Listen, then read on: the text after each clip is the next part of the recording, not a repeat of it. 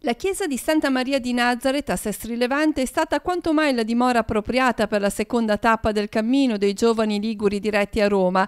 Nazareth è infatti la casa dell'infanzia, della giovinezza e della prima maturità di Gesù, una casa dove i giovani sono chiamati ad entrare per familiarizzare con Gesù e sentirlo sempre accanto.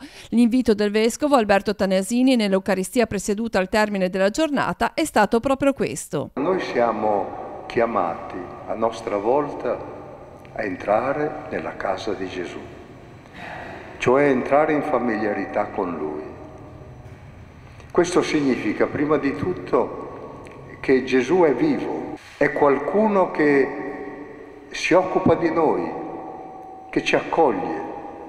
In un clima di grande familiarità si è assistito anche ad una sorta di passaggio di testimone tra il vescovo Alberto Tanesini, per anni delegato alla pastorale giovanile della Conferenza Episcopale Ligure, e Monsignor Nicolò Anselmi, vescovo ausiliare di Genova, che ha ricordato il cammino percorso e gli insegnamenti ricevuti. Ci ha insegnato così la bellezza di camminare insieme, tutte le diocesi della Liguria, abbiamo sempre partecipato insieme a questi eventi, ad amare la Chiesa, anche a rispondere agli inviti del Papa e a farlo coralmente, per cui la ringrazio di cuore per tutti questi eventi.